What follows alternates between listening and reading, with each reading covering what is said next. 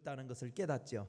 그래서 대약전운동, 소위 말하는 계획경제를 하는 거예요. 그래가지고 특히 1958년에 그 대약전운동 실시하면서 모택동은 이렇게 당원들한테 공포를 했대요. 우리가 앞으로 농업과 이 공업을 발전시켜서 7년 안에 세계 경제대국 2위인 영국을 따라잡을 수 있다. 그리고 우리가 그렇게 계속해서 노력을 다한다면 세계 제1의 경제대국이라는 미국도 15년 안에 따라잡을 수 있다. 이런 기치를 내걸고 대약진 운동을 벌였다고 합니다. 그러면서 이 마오쩌둥은 어느 날 농촌을 순시하는, 현지 지도하는 일이 나선 적이 있었습니다. 그때 참새가 곡식을 막 이렇게 쪼아먹는 모습을 보았어요. 농업을 발전시키려고 그러는데 그 참새떼가 막 곡창지대에 익어가는 그 변화, 곡식들을 쪼아먹는다는 것은 이게 엄청난 손실이거든요. 그래서 모택동이 그 손가락으로 쪼아먹는 참새들을 가리키면서 저 새는 인간을 해롭게 하는 해충이다, 이렇게 한마디 했답니다. 그걸 계기로 소위 말하는 중국에서는 제4해 운동이라고 벌어졌다고 그래요. 제4해. 저게 그때 당시 쓰여졌던 중국의 포스터입니다. 제한다는 거죠. 제거한다. 네 가지 해를 끼치는 해충. 거기에 제일 먼저 모기 있죠. 모기. 그 다음에 파리 있죠. 그 다음에 참새 있죠. 쥐 있죠. 이게 제4해. 이 네 가지 해충을 없애야 우리 인간의 뭐 복원이라든지 아니면 농업이라든지 이게 발전할 수 있다. 이래가지고 막 칼날 시퍼런 걸 칵 찔른 걸로 돼 있어요. 없애버리자는 거죠. 이렇게 얘기하자 당은 부랴부랴 참새 박멸 총지휘부를 설치하였고, 그리고 당시의 지식인들, 언제나 그 이념이 지배하는 사회는 그렇잖아요. 지식인들이 그 이념의 하수인 역할을 하기 시작합니다. 그래서 지식인과 열심 공산당원과 온 언론들이 앞장서면서 바람잡이를 했어요. 옳다, 뭐 우리 지도자 동지가 막 함께 해야 된다, 막 이러면서 사람들을 동원하기 시작했습니다. 그래서 그렇게 되자 여러 연구기관, 예를 들면 중국의 사회 우리 무슨 기관이 있었잖아요. 그 사회과학원, 중국의 사회과학원에서는 참새 한 마리가 어느 정도 우리의 곡식을 해치우냐, 그것까지 연구해서 참새 한 마리가 2.4kg를 해치운다. 그러니 막 이건 없애야 된다, 막 이러면서 방송에 떠들기도 했답니다. 그래서 온 인민이 참새 잡는 데 동원됐어요. 저 포스터, 좀 전에 있는 저 포스터도 그때 사용되었던 중국의 포스터입니다. 그러니까 소년이 우리 옛날에 새총이라고 그랬죠. 새총으로 막 참새 잡는 장면. 그래서 소년들은 새총으로 참새 잡고, 여기 보면은 가슴 쪽에 줄에 참새가 몇 마리 이렇게 엮여 있는 거 볼 수 있죠. 잡아가지고 지금 엮은 거예요. 그래서 소년들은 막 저렇게 하면서 소년에서부터 어른에 이르기까지 별하별 희한한 방법을 동원해서 참새를 잡기 시작했습니다. 뭐 그물에서부터 시작해가지고, 저기는 당시에 중국의 이화원이에요. 사진입니다. 저 자세히 보면 호수가 보이고, 그 뒤쪽에 지금 현재 중국 북경 가보신 분들은 저 이화원 그 건물이 저 뒤에 보이죠? 당시에 북경대학 대학생들이 참새 잡는 데 동원돼 가지고 어떻게 참새를 잡느냐, 희한한 방법 중에 하나는 이제 새총이나 그물로도 안 되면 뭐냐면 온 동네 사람들이 막 이런 깃발이라든지 아니면 소리 나는 모든 거, 소음을 낼 수 있는 거, 우리 식으로 얘기하면 막 꽹과리 같은 거겠죠. 이런 것들을 다 동원해 가지고 참새가 앉는 자리에 막 계속 두들겨 대는 거예요. 그러면 참새가 땅에 앉지를 못하고 나무에 앉지를 못하고 계속 쫓으니까 하늘을 계속 날다 보면 어떻게 될까요? 지쳐가지고 떨어지는 거예요, 땅으로. 그럴 때 때려잡는, 그게 지금 그런 방법을 동원해서 참새 잡는 그때의 모습을 사진으로 남겨놓은 거라고 합니다. 그래서 1958년도에 10월 달에요, 전 인민을 동원해서 10억 인구를 동원해서 그렇게 참새를 잡은 게 2억 1,000마리였대요. 그러니까 막 박멸을 한 거예요, 박멸을. 그렇게 하면 진짜 농업 생산성이 높아지느냐, 그걸 기대했는데 웬걸 놀라운 일이 벌어졌어요. 참새를 다 박멸하고 나고 보니까 이 참새의 천적, 이건 그 메뚜기인데 말이죠. 메뚜기가 창궐을 하고 다른 참새가 잡아먹는 벌레나 해충들이 기승을 부리기 시작한 거예요. 그래서 완전히 중국 농업을 더 이상 재기할 수 없을 정도로 완전히 초토화시켰대요, 그 해. 그래가지고 그 해부터 3년 동안 중국이 기근이 들기 시작하는 거예요. 농업에 아주 큰 타격을 입어가지고. 그래서 그 공식적인 보고만 하더라도 저 3년 동안 기근이 들어서 아사 굶어 죽은 사람이 1,500만이라는 통계랍니다. 그러니까 학자들은 공식 통계가 굶어 죽은 사람이 1,500만 명이지 아마 실제는 3천만 명 정도 굶어 죽었을 것이다, 이렇게 집계를 하고 추정을 한다고 합니다. 그러니까 총 한 방 쏘지 않고 저 참새잡이에 몰두하다가 2차 대전에서 희생된 사람의 희생자 수보다 더 많은 사람이 3년 동안 굶어 죽은 거예요. 이것을 보면서 인위적으로 생태계를 조장하려는 인간의 행위가 얼마나 무모한 것인지를 보여주는 역사적인 실례라고 할 수 있겠습니다. 오늘 본문에서 예수님은 하찮게 여기는 참새 한 마리에 주목하시면서 믿음의 눈으로 그 참새를 본다면 하나님의 위대한 섭리를 깨달을 수 있다고 가르칩니다. 그 하나님의 위대한 섭리만 우리가 깨닫게 된다면 이 세상의 그 어느 법칙을 발견한 것보다도 개인과 인류의 행복을 가져올 수 있다는 거예요. 자, 그러면 이 참새 한 마리를 통해서 우리가 깨달아야 할 하나님의 섭리가 도대체 뭐냐 이거예요. 왜 예수님께서는 참새 한 마리에 대해서 얘기했을 거냐는 겁니다. 오늘 본문을 통해서 몇 가지로 찾아보겠습니다. 첫째로, 예수님은 참새를 말하신 이유는 하나님께서는 우리를 절대 잊지 않는다는 것을 믿게 하기 위해서예요.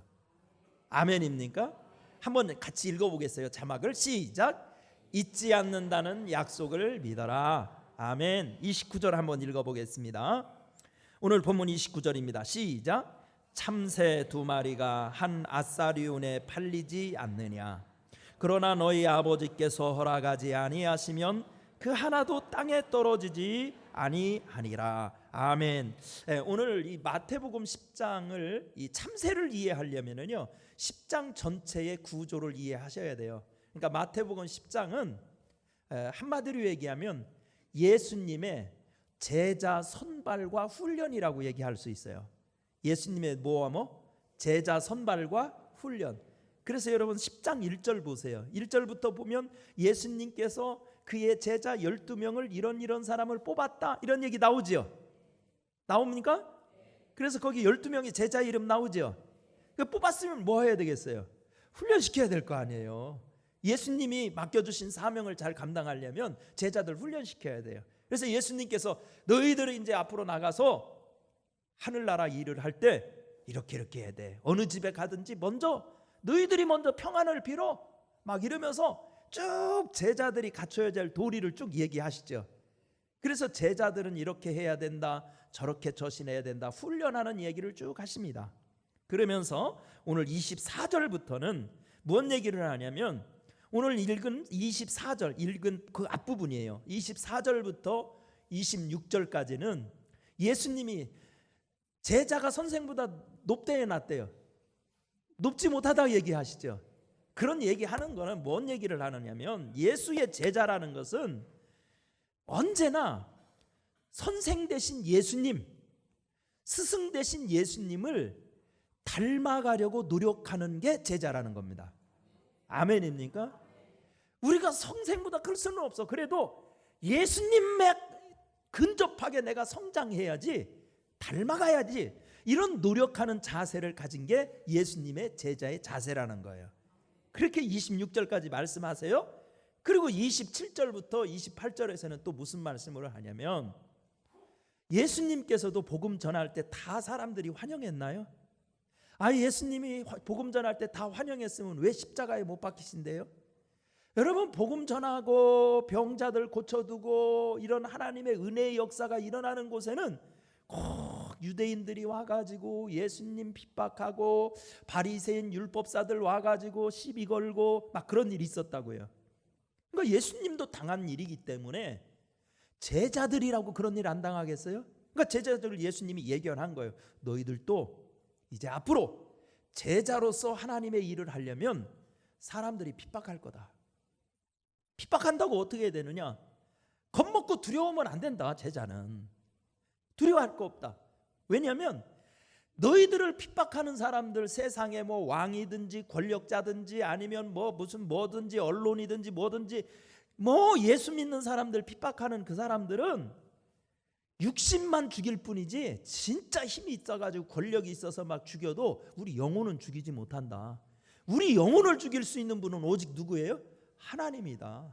그러니까 하나님 앞에서 보면 그거 아무것도 아니다 그거. 그러니까 우리는 하나님 배경을 하고 일하는 제자들이니까 두려워하지 말아라. 이 얘기를 하는 거예요. 그게 27, 28절에서 얘기합니다. 그리고 나서 29절로 넘어와 가지고서는 참새 얘기를 하시는 겁니다. 그러니까 제자들도 다 이렇게 하면은 말이죠, 얼마나 긴장했겠어요. 마치 우리 대한민국의 젊은이들이 군대 가려고 처음 훈련소에 가면 여러분 그냥 긴장이 돼요, 안 돼요? 여자들만 대답하고 있어요. 군대도 안 갔다 오신 분들이 어떻게 할까요? 예? 보내봤으니까 아시겠죠? 자녀들 보내보면 부모님들이 더 먼저 울고 막 그러잖아요. 진짜 우리도 군대 가면 훈련소 들어가면 막 엄청 긴장된다고요. 이거 훈련 잘 받아낼 수 있을까? 3년 동안 군대 생활 잘 해낼 수 있을까? 막 겁먹고 막 군기 들고 막 다 그렇게 돼 있단 말이에요. 그러니까 예수님께서도 막 지금 10장 1절에서부터 쫙 이런 말씀하니까 제자들도 사람 낚는다 어부가 돼가지고 예수님한테 따라다니면서 한번 출세해볼까 했던 사람들도 겁먹겠어요, 안 먹겠어요? 먹지요. 그러니까 예수님께서 제자들한테 참새 비유를 쓰면서 이런 비유를 통해서 꼭 하실 말씀이 있는 거예요. 그러면서 얘기하기를 29절에서 참새 한 마리, 그냥 세상에 날아다니는 참새 한 마리, 저 하찮은 참새 한 마리, 저거 뭐 지멋대로 날아다니는 것 같지? 저 한 마리도 하나님이 허락하지 않으면 땅에 떨어지지 않아. 그러니까 제자들도 아무리 세상에 핍박하고 그런다고 그래도 하나님이 땅에 떨어뜨리겠다, 안 떨어뜨리겠다? 안 떨어뜨리겠다는 거예요. 그러니까 제자들을 뽑았으면 나 몰라라 내팽기고 있지 않겠다는 겁니다. 아멘입니까?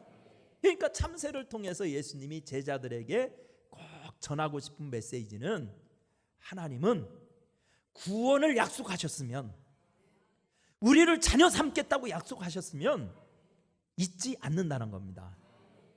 그런데요, 우리가 지금 아멘은 하셨지만 이 아멘을 믿어야 될까 제가 근심하는 것은요, 사실 살다가 어려운 일 당하면 우리는 그렇게 생각을 안 합니다. 고난을 당하면은요, 우리 생각이 좀 달라져요. 하나님이 나를 잊지 않았나? 나를 버리신 게 아닌가? 내 기도는 안 들어주시나? 어떻게 이렇게 어려운 일이 있을 수 있지? 뭐 예를 들면 막 몸이 아파가지고 말이죠, 아주 고질병, 어려운 병과 막 진짜 막 정말 몇 년 동안 싸워야 된다. 그게 보통 일이 아니잖아요. 그래서 하나님, 내가 이렇게 기도했으면 이거 하나님 빨리 고쳐주셔야지.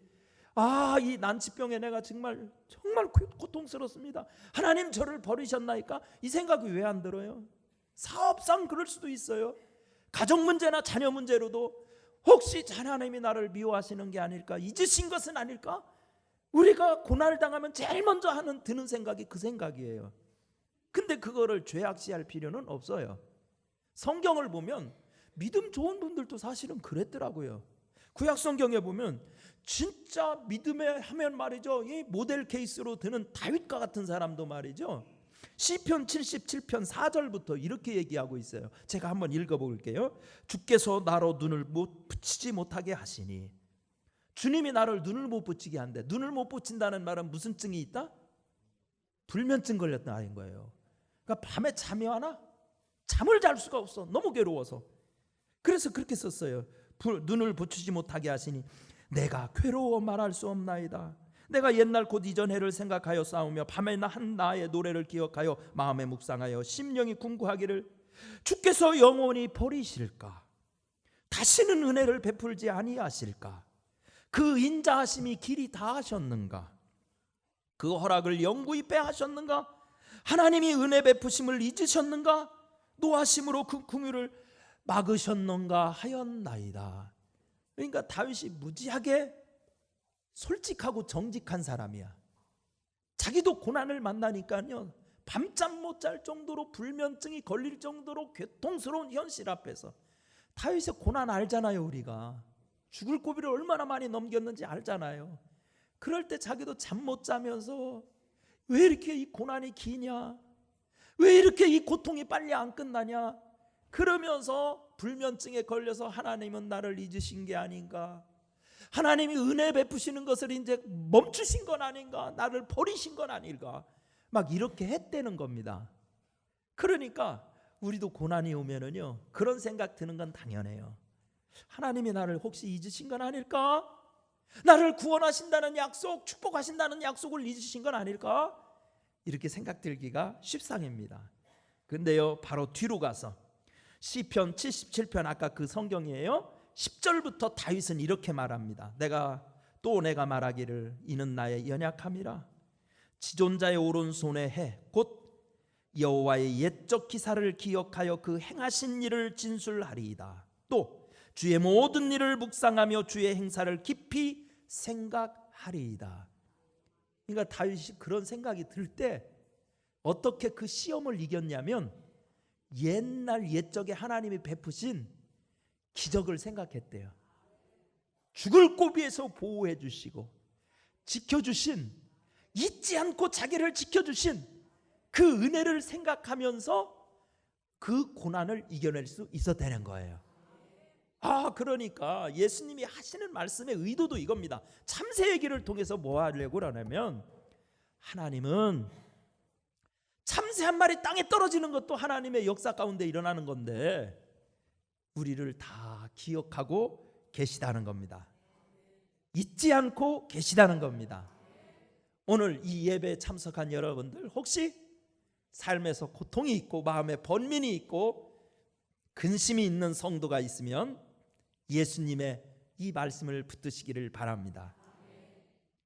그럴 때일수록 하나님의 구원과 우리 예수님의 십자가의 사랑을 더 묵상하시기 바랍니다. 십자가에 죽기까지 나를 사랑하신 예수님은 결코 나를 잊지 아니하시고 나를 버리지 아니하신다, 고백하시기 바랍니다. 그래서 그 믿음으로 우리 삶의 두려움을 이겨내고 역경을 이겨내는 믿음의 용사들이 되기를 간절히 축원합니다. 자, 두 번째, 예수님께서 참새를 얘기하신 이유는 뭘까? 그것은 하나님의 주권적인 보살핌을 믿으라는 겁니다. 한번 읽어보겠어요. 시작. 하나님의 주권적인 보살핌을 믿으라. 31절을 한번 읽어보실까요? 31절 시작. 두려워하지 말라. 너희는 많은 참새보다 귀하니라. 아멘. 네. 자, 29절에 보면은요, 참새가 당시 팔리던 가격이 나와 있네요. 네. 얼마였어요? 2마리가 한 아사리온에 팔렸다고 그랬죠. 그렇죠?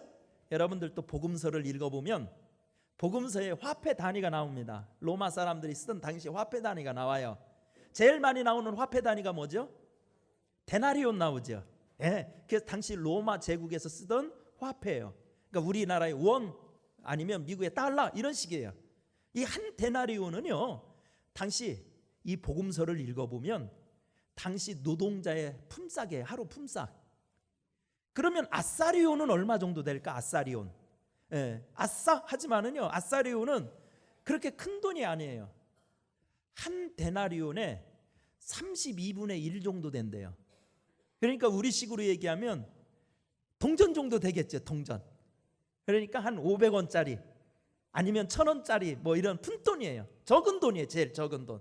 예, 그게 아사리온이에요. 근데 그 한 아사리온에 어떻게 팔려요? 두 마리를 팔린다는 거예요. 그러면 그때는 왜 참새 장사가 있었을까? 이스라엘 나라에 참새 있을까요, 없을까요? 없으면 왜 참새가 나올까요? 근데요, 참새는 세계에 다 퍼져 있더라고요. 우리나라만 이게 있는 토종새는 아니더라고요. 유럽에 가도 참새가 있고요, 다 있더라고 참새가. 제가 봤어요, 나도. 그러니까 성경에서 이스라엘에도 참새가 있어요. 그런데 왜 참새를, 이거 참새를 지금 사고 판다는 것은 참새 장사가 있다는 얘기죠. 맞아요, 틀려요. 시장에 장사가 있으니까 팔리는 거 아니에요. 지금 닭 장사 있듯이. 그렇죠? 그럼 참새는 왜 사고 팔았을까요? 먹으려고. 그러니까 이제 좀 먹으려고 하시는 분들은 옛날에 포장마차 같은 데서 우리도 참새구이 팔았어요. 그래가지고 참새구이는 주로 어디에 쓰여 있냐면 애주가들은 소주에 잘 어울리셨어요. 그러니까 먹으려고 하신 분들은 약간 의심해봐도 돼요, 전력을. 근데 그 사람들은 그것 때문에 그런 건 아닙니다. 이스라엘 사람들에게 왜 참새 장사가 있었냐면 다 제사와 관계에 있어요. 뭐와 관계에 있다? 하나님 앞에 제사를, 구약시대에 제사를 드리려면 반드시 제물이 있어야 돼요. 빈손으로는 제사가 성립이 안 돼요. 그러니까 여러분, 다 하나님 앞에서 나의 죄를 용서받으려면 제사를 드려야 되는데, 제사를 지낼 때는 다 제물이 있어야 돼요. 내가 갑부야. 그럼 갑부는 제물을 보통 뭐를 써요? 소를 쓰죠, 소. 그리고 그 생활 정도가 조금 떨어지면 양이나 염소 쓰죠. 소, 양, 염소, 이게 다 제물이에요. 이걸 못 쓰면 대부분 또 뭘 쓰나요? 생활 정도가 서민이야, 서민. 그런 사람들은 뭘 써요? 비둘기 쓰죠. 찢어지게 가난한 사람은 어떻게 돼?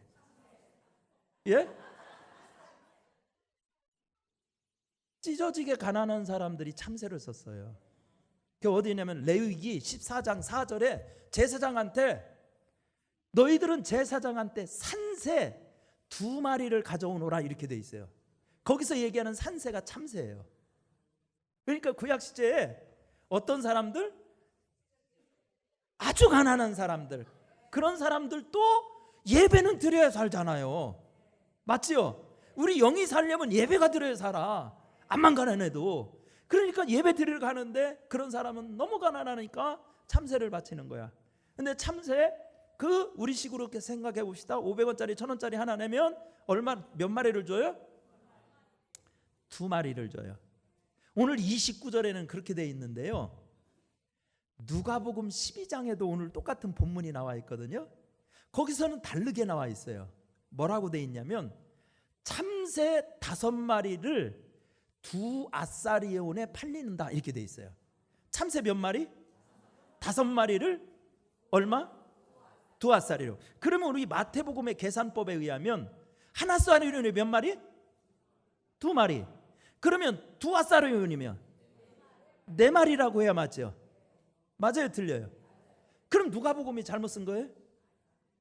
이 성경도 정확하지가 않네. 그럼 우리는 하나님의 말씀이 아주 정확무오하다고 믿었는데 이거 뭔가 틀린 거 아니에요? 둘 중에 하나는?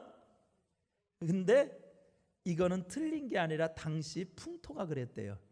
여러분들도 시장에 가면 하나 살 때 얼마, 5개 살 때 얼마 달라지는 경우가 있어요. 있어요, 없어요? 있어요. 하나사리온에 2마리, 2배로 사면 1마리 덤, 이렇게 주는 거예요. 그래서 2아사리온에 몇 마리가 된 거예요? 5마리가 된 거예요. 그러니까 1마리는, 5번째 마리는 뭘로 온 거예요? 덤으로 온 거예요.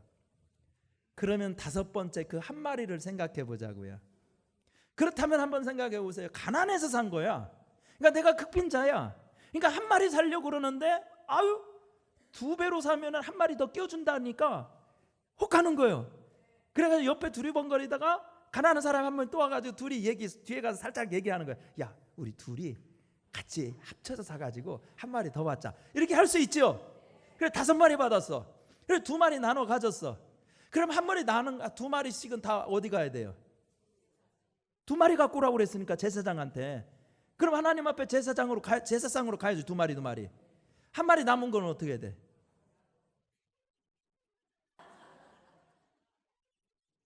제사상에도 못 올라가는 거예요. 그 한 마리는. 그러니까 오늘 여기 예수님께서 참새 한 마리 얘기하는 그 참새 한 마리는요, 제사상에도 못 올라가는 거예요. 2마리 안에도 끼지 못하는 거예요. 그러니까 세상에서 최고로 불쌍한 사람인 거예요. 이거. 그걸 상징한 거예요. 그런데 그 한 마리도 하나님이 떨어지라고 해야 떨어진대. 명령이 있어야 떨어진대. 그 한 마리도. 그렇다면 하나님이 뭐 하신다는 거예요? 하나님의 주권이 참새 한 마리까지도 다 명령하신다면 나 같은 사람도 하나님이 주권적으로 다 보호해주고 계시다는 겁니다.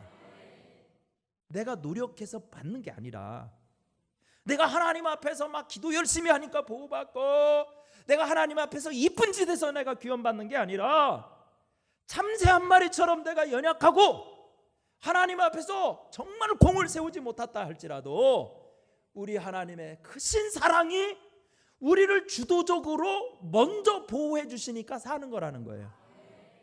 그러니까 행여나 내가 교회에서 직분이 높고 내가 열심히 있어서 하나님의 이런 보호를 받는다고 얘기하는 것은 하나님의 주권을 무시하는 거예요. 깡그리. 교만이야, 교만. 아무리 내가 하나님 앞에서 큰 일을 했어도 나는 참새 한 마리라고 생각해야 돼. 그래서 우리는 고백은 어떻게 해야 돼요? 맞아, 하나님이 강권적으로 주권적으로 뒤에서 나 모르게 다 하나님이 보호해 주시니까 나는 살 수 있는 거야. 이런 확신을 가져야 한다는 겁니다. 이런 신앙의 겸손함과 자신감을 가지라는 거예요, 예수님이. 사랑하는 성도 여러분, 하나님은 여러분을 보호해 주십니다.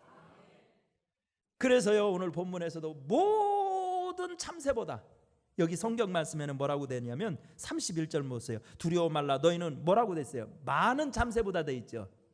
근데 그 많은이라는 헬라어 단어는요, 어떤 뜻이냐면 사도행전에 보면 모든이라고 번역돼 있어. 많은이 아니라 모든. 그러니까 우리는요, 세상에 있는 모든 참새, 모든 동물, 모든 물건보다도 더 귀한 게 우리라는 거예요. 그러니까 하나님이 그 위대하신 손이 우리를 보호해 주시지 않겠냐는 겁니다. 우리도 사고방식을 좀 바꿔야 믿음이 깊어집니다. 뭐든지 나 중심으로 생각하니까 하나님의 은혜를 가벼이 여길 때가 있어요. 여러분, 나를 보호하시는 것은 하나님의 주권적인, 하나님의 주도적인 은혜에 의해서 내가 사는 거라는 믿음이 있어야 돼요. 아멘입니까? 그 은혜가 여러분과 함께 하시기를 축원합니다. 마지막 세 번째, 왜 예수님이 참새 한 마리 얘기를 하셨을까? 그것은 하나님의 심판을 의식하라는 거예요. 시작. 하나님의 심판을 의식하라. 32절 33절 한번 읽어보겠습니다. 시작. 누구든지 사람 앞에서 나를 시인하면 나도 하늘에 계신 내 아버지 앞에서 그를 시인할. 나도 하늘에 계신 아버지 앞에서 시인하는 그런 걸 뭐라고 그래요? 최후 심판받는다는 거죠. 그렇죠? 사람 앞에서 시인하는 걸 우리가 이 세상 살 때 얘기해요. 하나님 앞에서 시인하는 것은 그거는요, 나중에 죽은 다음에 하나님 앞에서 심판받을 때 얘기하는 거예요. 맞아요, 틀려요? 사람들은 대부분 그렇게 얘기해. 아이, 사람은 죽으면 끝이지 뭘. 죽으면 내가 어떻게 알아. 이렇게 얘기를 해요. 근데 그런 말에 속으면 우리 믿음 생활 잘 못해요. 성경은 그렇게 얘기하지 않아요. 죽는 게 끝이 아니랍니다. 죽으면 모르는 게 아니랍니다. 죽으면 다 하나님 앞에 가서 심판받아야 된대요. 그런 하나님의 심판의 자리가 있는 것을 기억하고 살으라는 겁니다. 참새 얘기를 통해서. 왜? 나는 예수님의 제자인데. 오늘 10장이 다 예수님의 제자들 가르치면서 한 얘기라고 그랬죠? 그러니까 예수님의 제자라고 예수님이 뽑았어요. 뽑아가지고 복음 전하라고 하고 말이죠. 회사 가서도 복음 전하라고 하고요. 동창회 가서도 복음 전하라고 하고, 계모임 가서도 복음 전하라고 제자로 뽑았더니 말이죠. 동창회 갔더니 막 친구들이 막 다 앉아가지고 막 회식을 하는데 다 여기서 술 드시고 저기서 담배 피시고 막 이러고 있는 거예요. 그래가지고 나만 막 기도하고 먹으려고 그러니까 또 저거 튄다고 할까봐 그냥 에이 대충 뭐 여기 뭐 다른 사람 보는 사람도 없는데 뭐 대충 섞이지 뭐, 그래가지고 같이 먹고 마시면 된다 안 된다? 그거는 제자의 본분이 아니라는 겁니다. 그게 바로 세상 앞에서 사람들 두려워서 주님을 시인하지 않는 행동이에요. 그렇게 살면 나중에 심판당한다는 거예요. 그러니까 제자들은 정체성을 분명히 가지라는 거예요. 자존감을 가지라는 거예요. 야, 니들은 참새하고 어디 비교하냐 니들을. 너희들은 예수님의 제자들은 가장 하나님이 아끼시고 우리 주님이 아끼시는 귀중한 존재들이니까 당당하게 살아야 된다는 거예요. 그래서 이 세상 사람들 앞에서도, 직장에 가서도, 회식하는 자리에서도 딱 얘기할 수 있어야 된다는 거예요. 많이 드셔. 잡수실래면 많이 드셔. 나는 그런데 그거 안 먹을게요. 그거 안 먹어도 행복한데 뭐, 기쁜데 뭐. 나 교회 다녀. 예수님 믿어. 너도 한번 믿어봐. 너 그거 안 먹어도 속 안 쓰려도 얼마나 행복한 줄 아니? 그래 인마 너 인생이 행복한 거예요. 너 다 그런 다음에 죽어서도 너는 천국 가는 거예요. 이렇게 할 수 있어야 한다는 겁니다. 아멘입니까? 근데 이 사람 눈치 보고 저 사람 눈치 보면서 물에 물 탄 듯 술에 술 탄 듯 카멜레온처럼 여기서는 아닌 것처럼 행동했다가 저기서 예수 믿는 사람들 막 욕하면 거기 같이 거들어가지고 맞아 요즘 교회가 막 문제가 많지 이러면서 말이죠. 이렇게 얘기하는 것은 심판감이야, 심판감. 그러니까 참새를 통해서 생각해야 될 것은 우리는 제자다. 우리는 하나님의 제자, 예수님의 제자야. 그렇기 때문에 심판을 의식하고 그때 가서는 저렇게 함부로 살면 창피당해. 이 세상에서는 잠깐이야. 이 세상 잠깐 사는 동안 예수님 바르게 믿고 예수님 전도하고 예수님 선언하고 예수 믿자고 권유하고 이렇게 예수님을 시인하면서 살면 나중에 상급이 있다는 거예요. 오늘 설교 제목이 뭐예요?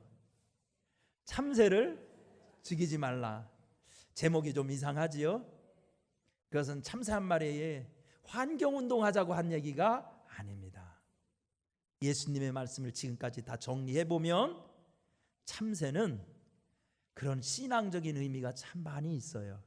우리가 살면서 하나님의 섭리도 깨닫지 못하고 하나님의 주권적인 손길이 있다는 사실도 깨닫지 못하고 살면 우리는 저 중국 공산당이 했던 참새잡이 하는 거나 똑같은 거예요. 사랑하는 성도 여러분, 사명을 살리시기 바랍니다. 그리고 믿음으로 승리하셔서 우리 주님의 동행하심과 도와주심과 고쳐주심과 함께하심을 여러분 간증하며 살 수 있기를 간절히 축원합니다. 기도하겠습니다. 은혜로우신 하나님 감사합니다. 우리 주님께서 복을 내리어 주시어서 우리도 하나님의 언약을 확신하게 하여 주옵시고 보호하심과 돌보심과 섭리와 주권적인 인도하심을 믿게 하여 주시옵소서. 그래서 언제나 제자의 사명을 다하여 예수님을 자랑하게 하여 주옵소서. 예수님을 예배하고 찬송하게 하여 주옵소서. 벙어리 신자로 사는 것이 아니라 예수님의 이름을 높이며 살 수 있는 예수님의 진정한 제자들 되어서 하나님이 보호하시는 것을 경험하고 하나님이 기적 베풀어 주시는 것을 체험하며 살 수 있게 도와주옵소서. 예수님의 이름으로 기도드리옵나이다. 아멘.